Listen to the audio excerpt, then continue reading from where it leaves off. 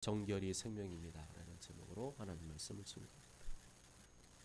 우리나라의 정치는 자유민주주의 정치입니다. 자유민주주의의 근간은 법치주의입니다. 법치주의란 말은 그 어떤 권력자도 법 아래에 있다는 말입니다. 최고 권력자인 대통령도 법의 테두리 안에서만 정당하게 통치권을 행사할 수가 있다는 말입니다. 여러분은 북한이 민주주의라는 사실을 아십니까? 조선 민주주의 인민공화국. 조선 민주주의 인민공화국. 놀랍게도 북한 공산주의가 추구하는 주체사상의 모토가 사람이 주체가 되는 나라라는 사실도 알고 계십니까? 얼마나 그럴듯합니까? 겉으로는 사람을 존중하는 나라, 사람의 인권을 보장하는 나라라고 하지만 실상은 어떻습니까? 지구상에서 가장 가난한 나라, 지구에서 가장 인간의 인권을 억압하고 보장해주지 않는 나라가 아닙니까? 그래서 우리는 사람이 먼저다 이런 표현을 주의 깊게 들어야 됩니다. 사람이 먼저라는 말이 너무 힘을 받으면 무슨 일이 벌어지느냐? 법도 무력화시킬 수 있다는 말입니다. 사람이 법 위에서 마음대로 통제하고 조정할 수도 있다는 말이 될 수 있습니다. 그래서 북한의 주체사상을 가리켜서 그냥 주체사상이라고 하지 않고 김일성 주체사상. 원래는 사람 주체사상이잖아요. 그런데 김일성 주체사상이라고 합니다. 사람이 주체가 되는데 누가 주체예요? 어떤 사람? 김일성. 김일성이라는 사람이 주체가 되어서 백성들은 개돼지예요. 백성들은 다 무식하고 어리석고 미련하기 때문에 이 김일성같이 훌륭한 사람이 주체가 되어서 백성들을 다스려야 정말 진정한 이 땅의 유토피아를 이룰 수 있다는 주장을 하는 것이 바로 김일성 주체사상입니다. 북한은 겉으로는 민주주의라고 하지만 사실은 독재자를 중심으로 백성들을 통제하는 나라입니다. 북한에도 법이 있을까요? 없을까요? 법이 있습니다. 국회가 있을까요? 없을까요? 국회가 있습니다. 정당이 있을까요? 없을까요? 정당이 있습니다. 그렇지만 전부 다 누구를 위한 걸까요? 독재자에 의한, 독재자를 위한 법이지 우리가 생각하는 국민에 의한, 국민을 위한 법이 전혀 아닌 것입니다. 그만큼 민주주의의 핵심은 뭐냐? 법치주의입니다. 법으로 다스림을 받는 나라가 민주주의 국가입니다. 법이 다스리는 나라, 법에 의해서 국민이 보호를 받을 수 있어야 되고 법에 의해서 이 나라가 통치되는 나라가 법치주의 국가인 것입니다. 그래서 법치주의 국가에서는 아무리 좋은 의도라 할지라도 법의 테두리를 벗어나게 되면 위법이 되고 법의 남용이 됩니다. 권력자뿐만 아니라 모든 국민들 역시 이 법을 지켜야만 자신의 정당한 권리를 보장받을 수 있고 주장할 수가 있습니다. 선진국과 후진국을 구분하는 기준 중에 하나가 뭔지 아십니까? 바로 이 법에 관한 의식입니다. 국민들이 얼마나 법을 잘 지키느냐 못 지키느냐에 따라서 선진국이 되기도 하고 후진국이 되는 것이기도 합니다. 우리나라가 아직까지 선진국 문턱까지는 지금 올라갔는데 선진국이라고는 보기 어려워요. 분명히 경제적으로 볼 때는 세계 10대 강국이 아닙니까? 앞으로는 더 강해질 거라는 예상이 되고 있어요. 그런데 우리나라를 선진국이라 안 부릅니까? 우리나라 얼마나 잘 사는데 지금은 일본보다도 더 잘 사는 것 같아요. 그런데 왜 선진국이 인정 안 해줍니까? 바로 이 법에 관한 의식입니다. 선진국들은 가면요 법을 잘 지킵니다. 법을 잘 지키는 나라, 법에 대해서 잘 준수하는 의식을 가진 나라가 선진국이라는 것이죠. 재작년에 제가 네팔에 치유 선교를 갔었습니다. 네팔에 도로 있는 거 아시죠? 도로 있습니다. 다 있어요, 도로. 후진국에도 다 도로 있습니다. 도로 중앙에 중앙선이 있을까요, 없을까요? 있습니다. 있을 거 다 있어요. 네. 똑같이 있습니다. 그런데 이 차선이 별로 의미가 없어요. 그냥 먼저 들이대면 그게 차선이 돼버리는 거예요. 무슨 말이냐면요. 지금 이게 상행선, 하행선 있잖아요. 상행선, 하행선이 있으면 상행선에 차들이 많이 몰리는 시간대가 있어요. 그러면 이 상행선이 가운데 선 있잖아요. 2차선인데 이게 3차선이 돼버려요. 4차선이 되기도 합니다. 그럼 하행선은 1차선으로 쪼그라드는 거예요. 그런데 또 반대로 하행선에 차들이 많이 몰리면 하행선이 2차선인데 갑자기 3차선, 4차선이 되는 거예요. 그냥 들이밀면 차선이 돼버리는 거예요. 역주행을 해도 이렇게 앞에서 뭐 거꾸로 오잖아요. 우리나라 같으면 막 그죠? 막 지금 뭐 이러는데 그냥 그런가 보다 합니다. 중간에 막 가요. 중간에 무슨 뭐 천천히 가다가 뭐 깜빡이를 잘 켜면서 중앙선을 이렇게 막 넘을 때도 있잖아요. 우리나라도 이쪽으로 가기 위해서 차 있나 없나 보고 뒤에 차 없나 보고서나 살짝 정말 이렇게 들어가는 그런 게 있다면 네팔은 안 그래요. 막 신나게 달리고 있어. 한 60km 달리고 있다가 갑자기 꺾는 거예요. 갑자기 꺾어서 골목으로 들어가는 겁니다. 근데 그걸 보고도요, 제가 운전하는 운전자를 봤어요. 그럼 운전자가 막 욕을 해야 되는데 욕을 별로 안 하더라고요. 그냥 어이 짜식 오늘따라 좀 바쁜 일 있나 보지? 뭐 이런 정도로 이런 정도로 그냥 지나갑니다. 이렇게 후진국일수록 법을 잘 안 지키기 때문에 정부를 비롯해서 기업, 학교, 모든 기관 등에서도 법을 잘 안 지켜요. 그냥 뭐 법보다도 뇌물, 뭔가 좀 나한테 이득을 주면은 그냥 법이고 뭐 무시하고 뭔가를 다 처리해 주는 그런 식으로 갑니다.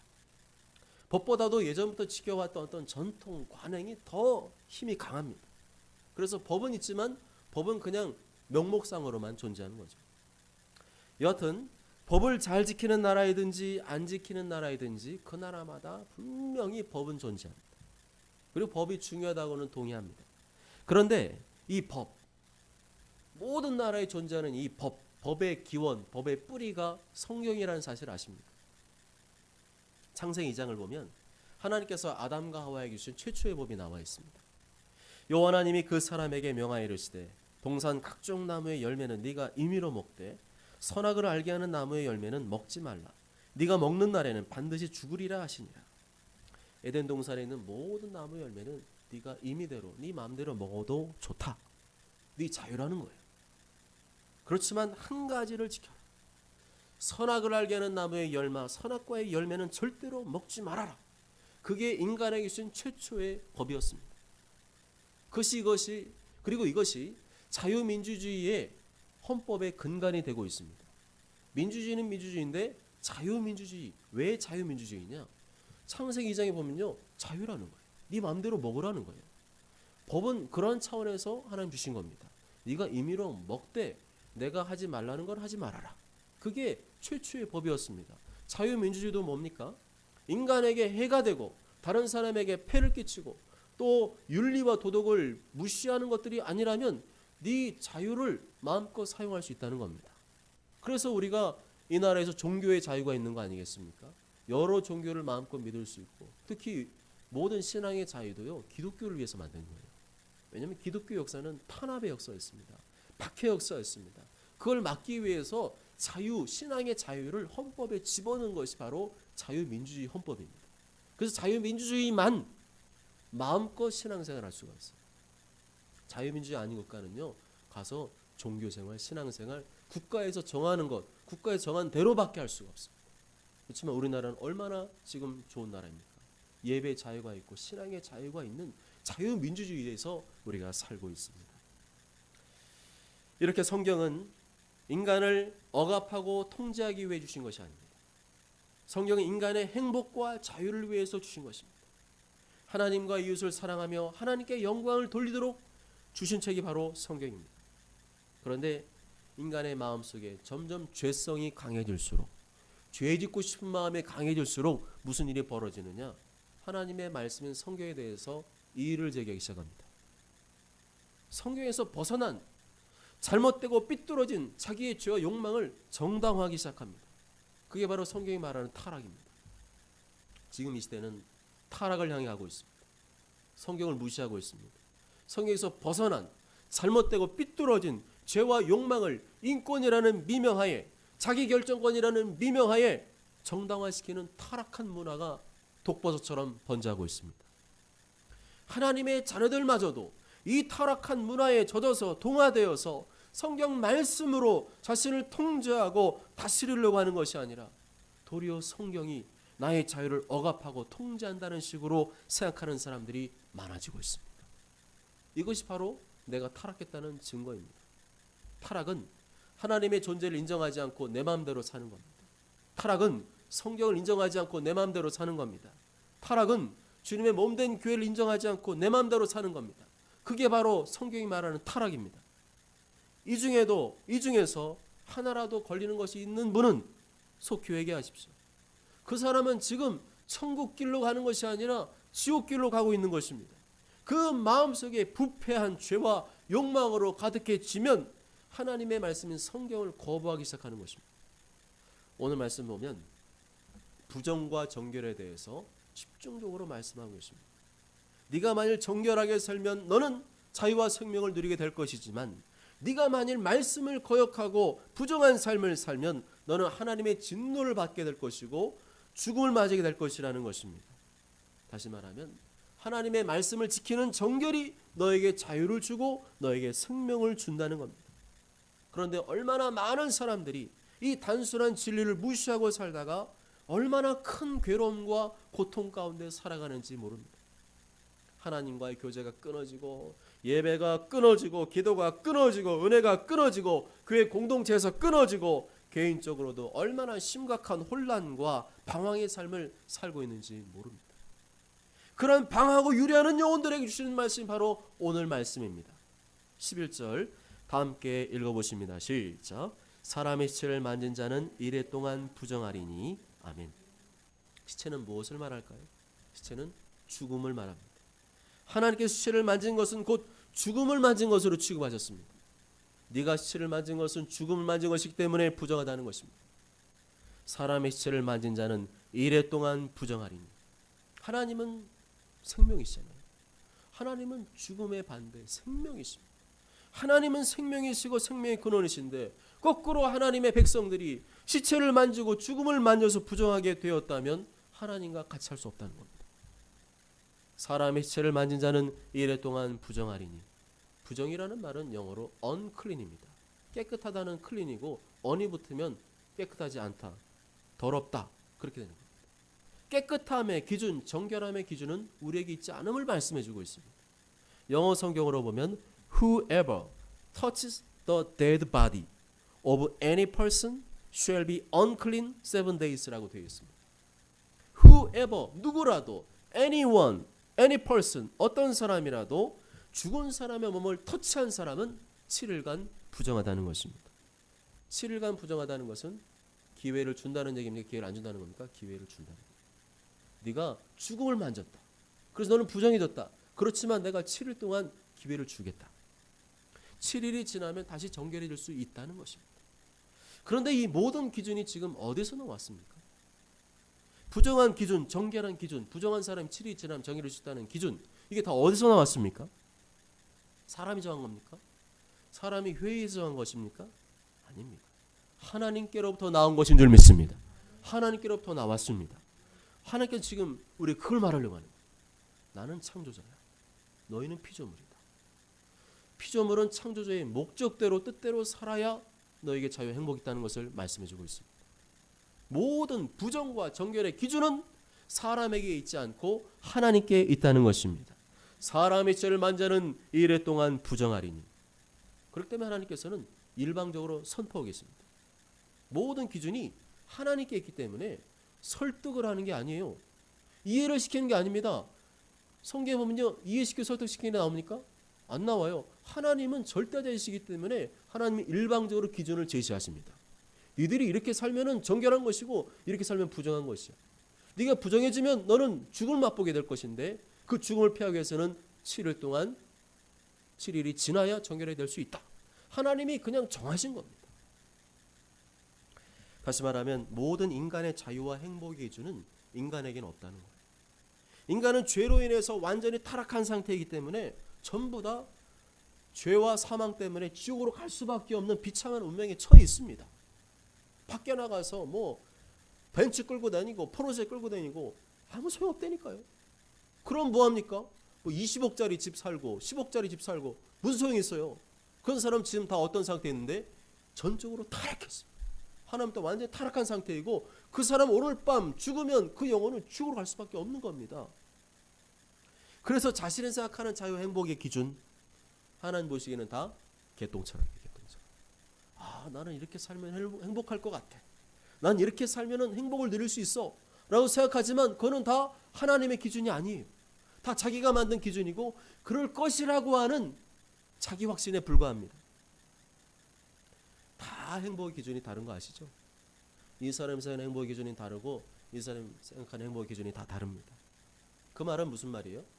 사람들이 말하는 행복의 기준은 절대가 아니라는 거예요. 다 사람마다 다르다는 겁니다. 그러나 하나님께서는 절대적인 기준이 있습니다. 왜냐하면 하나님은 절대자이시기 때문입니다. 하나님께서는 무의 소유를 창조하신 하나님이시고 우주 만물을 창조하신 하나님이시고 우리 인간들을 창조하신 분이기 때문입니다. 다시 말하면 인간들을 창조하실 때 인간들은 어떻게 살길 원하셨어요? 자유와 행복을 누리기를 원하셨어요. 그러면 그 기준도 처음부터 주신 겁니다. 모든 인간이 참된 자유와 행복을 누리며 살기를 원하시는데 그러려면 어떻게 되는가? 하나님의 기준대로 살아야 된다는 것입니다. 그 기준이 성경인 줄 믿습니다.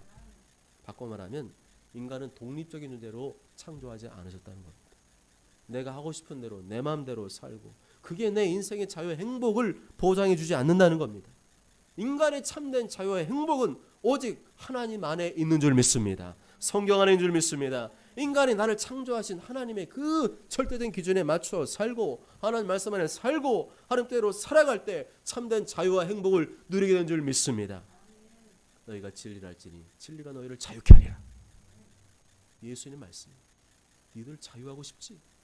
행복하게 살고 싶지? 근데 그 기준이 바로 진리에 있다. 하나님 말씀에 있음을 우리에게 말씀한 줄 믿습니다.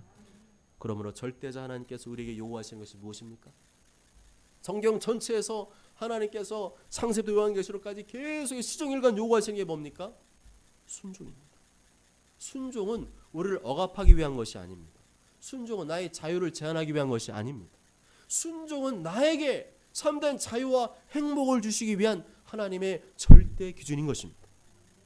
그렇다면 예수님 믿고 난 다음에 반드시 이러한 생각에 대전환이 일어나야 됩니다. 과거에는 지구를 중심으로 뭐 태양도 돌고 뭐 화성도 돌고 금성 돌고 다 그렇게 돈다고 생각했었어요. 그런데 어느 날 보니까 그게 아니었어요.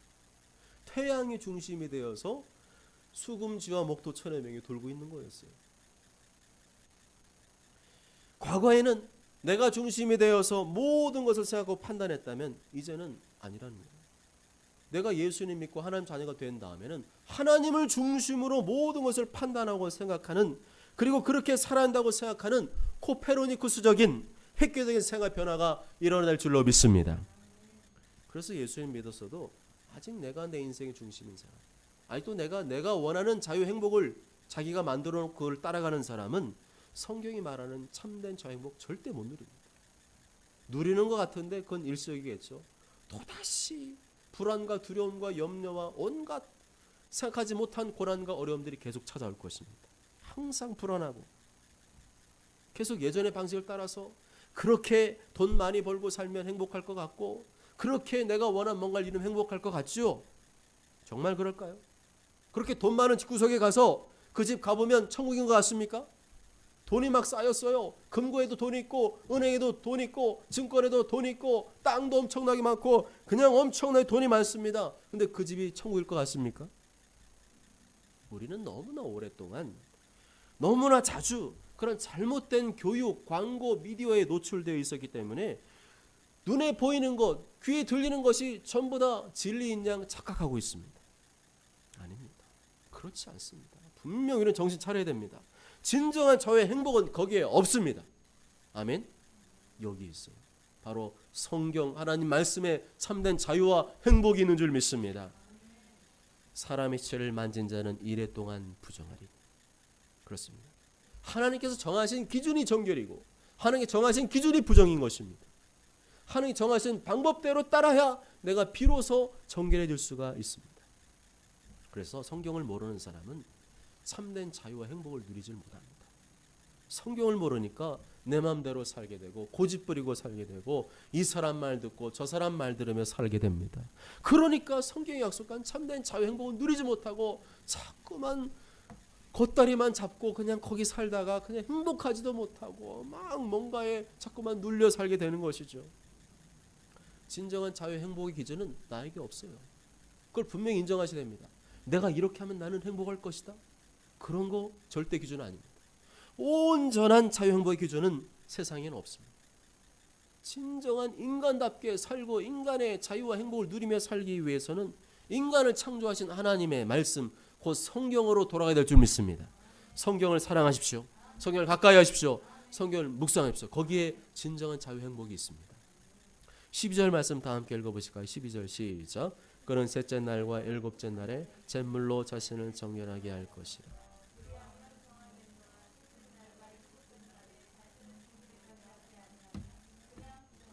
시체를 만져서 부정이 된 사람이 정결해지려면 반드시 이 방법대로 해야 된다는 것입니다. 그것은 셋째 날과 일곱째 날이 되면 잿물로 자신의 몸을 정결하게 해야 된다는 겁니다.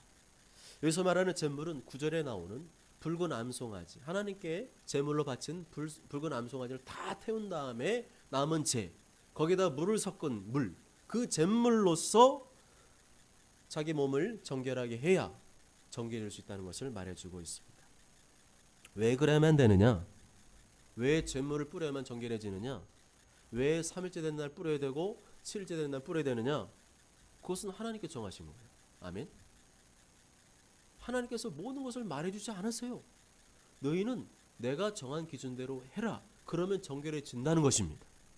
우리는 여기서 한 가지 생각하게 되죠. 누가 신앙생활을 잘하고 누가 신앙생활을 못할까요? 왜 그래야만 합니까? 꼭 그래야만 됩니까? 이렇게 하는 게 더 낫지 않을까요? 자꾸만 이해와 설득을 요구하는 사람은 신앙생활을 못해요.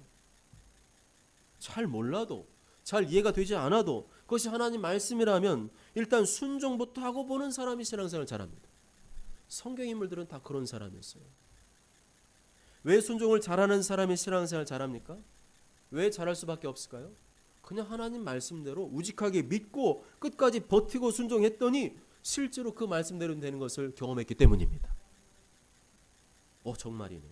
하나님 말씀 그때는 잘 이해가 되지 않았는데 그냥 하나님 말씀이니까 하나님 말씀인 줄 믿고 그대로 내가 순종했더니 끝까지 말씀 붙들고 버티고 견디고 이겨냈더니 하나님 말씀 실제가 되는 것을 경험한 사람, 그 사람은 그 맛을 경험하기 때문에 이제는 신앙생활에 한 가지 길을 뚫어버린 거예요. 할렐루야. 그 길을 한번 뚫어버린 사람은요 그 길로만 가는 거예요. 근데 이 길이 안 뚫린 사람은요 계속 방황하는 거예요. 여긴가? 저긴가? 여긴가? 아니라니까요. 계속 말씀 붙들고 말씀으로 견디고 버티고 이기고 인내하는 길만이 진정한 자유와 행복을 주는 길인 줄 믿습니다. 하나님이 되게 하시는 거예요. 신앙생활은요 하나님 되게 하시는 겁니다. 우리가 어제 그저께 이틀 동안 씨 뿌리는 자의 비유, 4가지 종류의 땅 비유에 대해서 말씀을 묵상했지 않습니까? 거기서 말하는 핵심도 바로 그겁니다. 마음밭에 문제가 있는데 말씀대로만 하라는 거예요. 아멘? 네가 말씀대로 순종하고 행하고 힘들고 어려워도 유혹이 오고 핍박이 오고 온갖 여러 가지 환난이 닥쳐와도 끝까지 말씀 버티고 견디고 그대로 순종하며 나아가면 결실을 맺게 하실 것이라는 것입니다. 아멘? 네가 하는 게 아니라는 거예요. 너는 순종만 하라는 거예요. 넌 순종만 하면 열매는 30배, 60배, 100배는 누가 할 수 있다는 거예요? 하나님이 하신 줄 믿습니다. 하나님이 할 줄 믿습니다. 그걸 믿으라는 겁니다. 그런데 자꾸만 왜 그래야 되는데? 꼭 그래야 돼?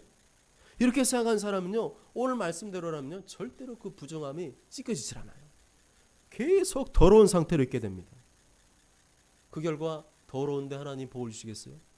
부정하고 더럽고 정결하지 못한데 하나님 복을 주시겠습니까? 자유와 행복을 누리지 못하니까 자꾸만 딴 데 가서 숭늉을 찾는 겁니다. 12절 이렇게 말씀합니다. 그래야면 정하려니와 셋째 날과 일곱째 날에 자신을 정결하게 하지 아니하면 그냥 부정하다. 그렇게 안 하면 백날 네가 뭔 짓을 해봐라. 너는 계속 부정하다는 거야. 네 생각이 그렇게 하면 깨끗해질 것 같지? 해보라는 거예요. 백날 그렇게 해봐라. 너는 계속 부정할 것이다. 너는 계속 부정한 상태, 더러운 상태로 있을 것이고 계속 그렇게 살려면 계속 불순종하라는 거예요. 그렇지만 문제는 죄와 불순종에는 반드시 대가가 있습니다. 성경의 전체 흐름이 다 그거 아닙니까? 죄와 불순종, 그건 하나님의 뜻을 거역하는 것이고 하나님의 말씀을 부정하는 것이죠.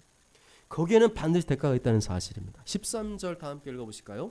13절 시작. 누구든지 죽은 사람의 시체를 만지고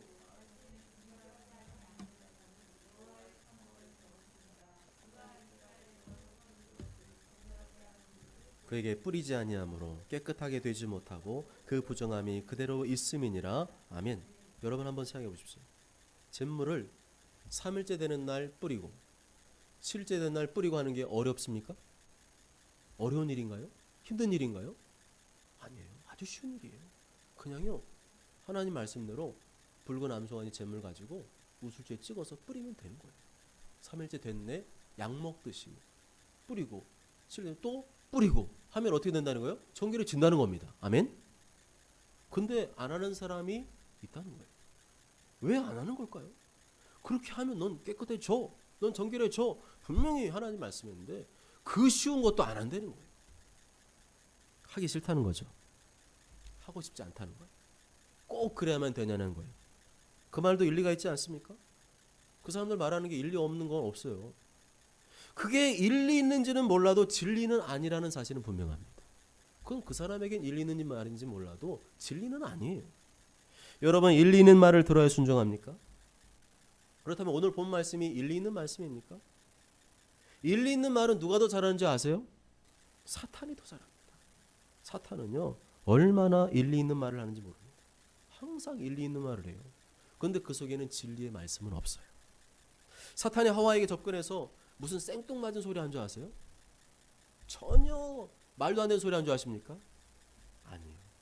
전혀 일리 없는 말, 납득이 안 되는 말이 아니라 전혀 일리가 있고 납득이 잘 되는 말을 했습니다.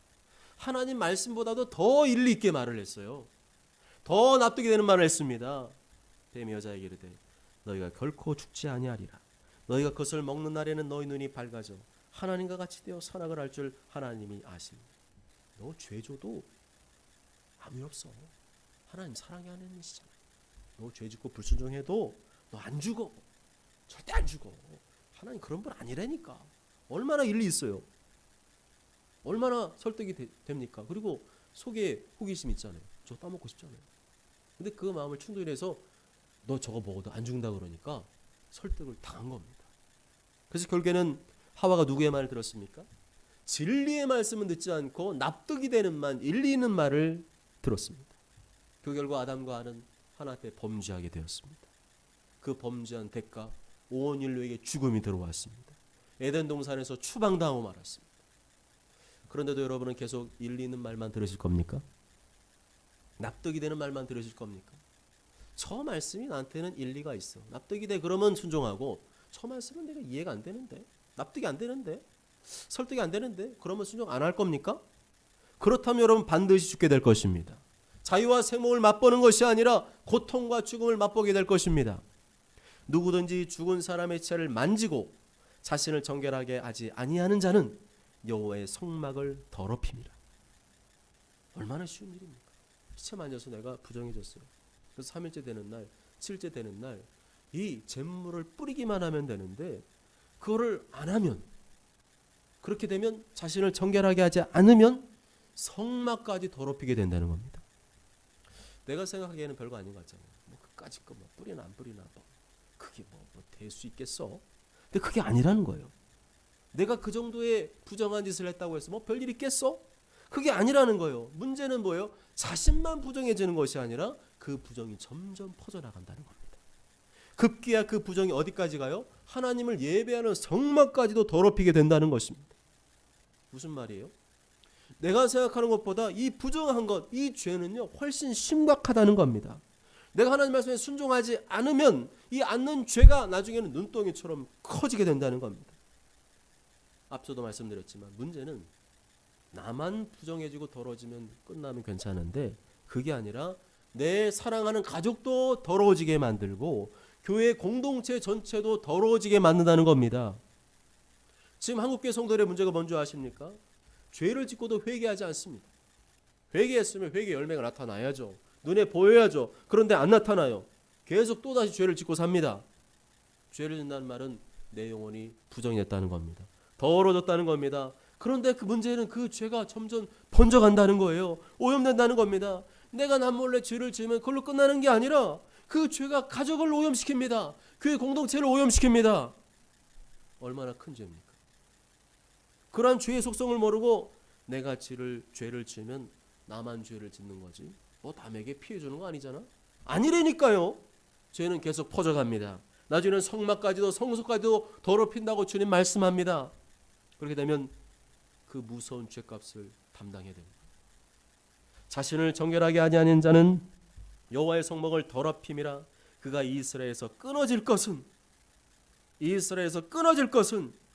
뭘 안 했다는 거예요? 정결하게 할 수 있는 방법을 알려준다 안 하는 거예요. 정결하는 물을 그에게 뿌리지 아니함으로 깨끗하게 되지 못하고 그 부정함이 그대로 있습니다. 어떻게 된다고요?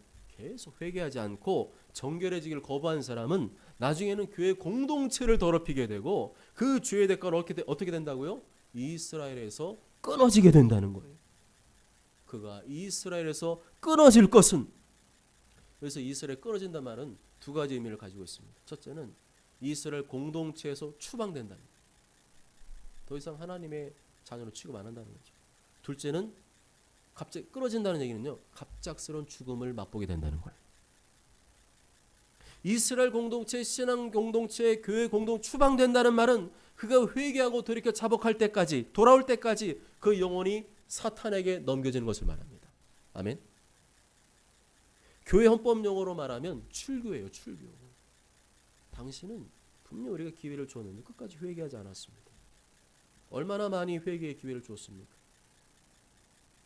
여러 성도들 앞에서도 회개할 것을 권고했고, 따로 불러서도 회개 권고했고, 또 당회장으로서 분명히 권고했는데 당신 끝까지 회개하지 않고 거부했습니다. 당신은 회개할 마음이 없는 걸로 알고, 우리가 지금도 이라도 기회를 주겠는데 지금도 회개할 마음이 없습니까? 당신은 그렇다면 스스로 회개를 거부했기 때문에 우리 신앙 공동체에서 출교를 명령합니다. 하면 출교되는 거예요. 출교된다는 말은 하나님의 자녀가 아니라는 거예요. 교회에서 그냥 우리 교회가 아니에요. 다른 교회 간다고 신앙생활 될 것 같습니까? 안 됩니다. 그 교회에서 출교를 명령을 내리면요, 징계해버리면 이제는 하나님의 자녀가 아닌 거예요. 이건 어느 세계에서는 영적 세계에서 일어나는 거예요. 영적 세계에서 교회의 권위로 그렇게 징계를 내려버리면 그 사람은 실제로 하나님의 자녀가 아니라 사탄의 자녀가 되는 거예요. 추방당하는 겁니다.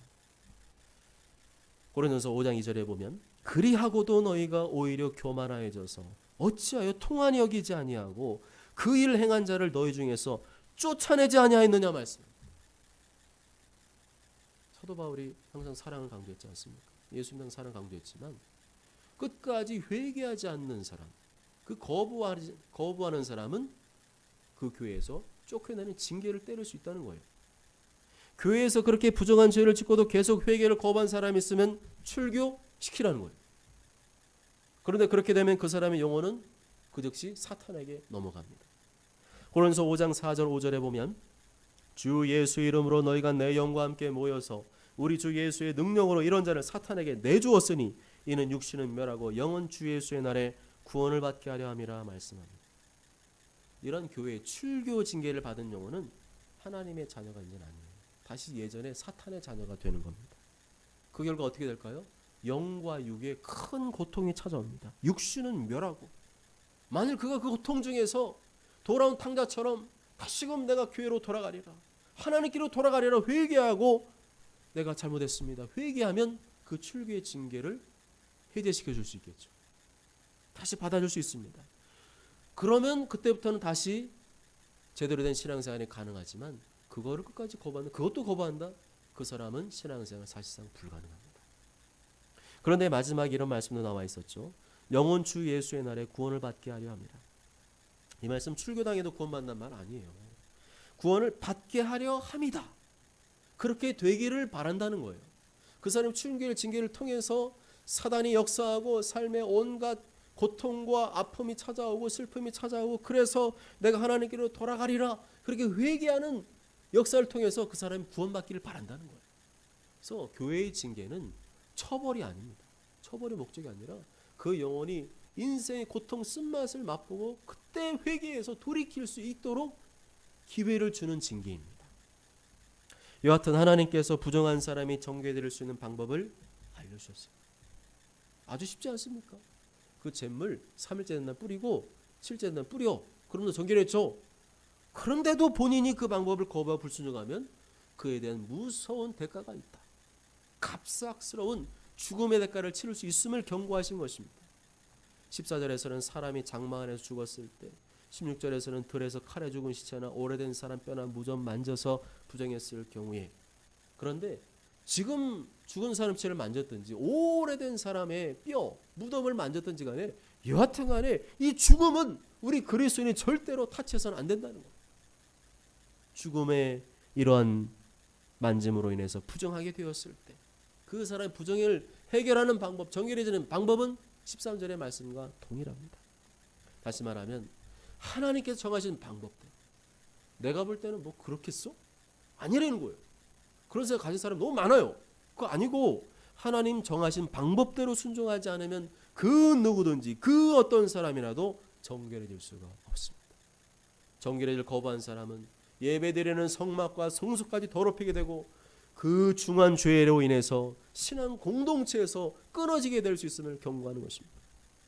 이러한 구약의 붉은 암송한 제물을 거부한 사람에게 신앙 공동체에서 끊어지고 죽임을 당하는 무서운 형벌이 주어졌다면, 이보다 비교할 수 정도로 위대하신 예수 그리스도의 피를 거부한 사람에게는 얼마나 더 무서운 형벌이 주어지겠습니까? 사랑하는 여러분, 구약에서 부정이 된 사람이 정결하게 되는 방법은 붉은 암송아지의 잿물을 우슬초에 묻혀서 셋째 날과 일곱째 날에 뿌리는 방법이었습니다. 저는 이 말씀 보면서 그 생각이 들더라고요. 셋째 날? 왜 셋째 날일까? 그런데 예배가 또 3일 예배, 할렐루야. 수요 예배, 할렐루야. 사람이요, 주일날만 회개한다고 깨끗하게 삽니까? 아니에요. 3일 예배 중간에 다시 한번 뿌려야 돼요. 다시 한번 정결하게 되고 회개하는 시간이 필요합니다. 다른 방법은 없었습니다. 구약시대는 이 방법밖에 없었어요. 이 방법대로 해야만 부정한 사람이 정결해질 수가 있었습니다. 그런데 이 잿물은 모든 인간의 죄와 부정을 정결케 할 수 있는 예수 그리스도의 피를 상징하는 그림자에 불과합니다. 예수님이 이 땅에 오셔서 피 흘려 죽으심으로 다시 부활하심으로 오직 예수 그리스도의 피로서만 정결해질 수 있게 되었습니다. 이제는 구약의 잿물이 아니라 예수님의 피가 모든 죄와 죽음으로 인해 생기는 부정을 씻을 수가 있게 되었습니다. 할렐루야. 구약시대의 정결의 수단이 암송아지의 잿물이었다면 이제는 예수 그리스도의 보혈로 바뀐 것입니다. 이제 예수 그리스도의 보혈이 우리의 모든 죄의 부정을 정결케 하시는 영원한 율례가 된 줄로 믿습니다. 모쪼록 저는 모두가 모든 죄와 부정으로부터 정결케 되는 비결은 오직 하나님께 정하신 방법, 곧 예수 그리스도의 피로만 가능하다는 사실을 가슴에 새기고 날마다 그 피로 정결함을 입어 영원한 진노와 형벌이 아니라 영원한 천국, 영원한 생명, 영원한 영생 복락에 이르게 되시길 주님의 이름으로 축복합니다. 아멘.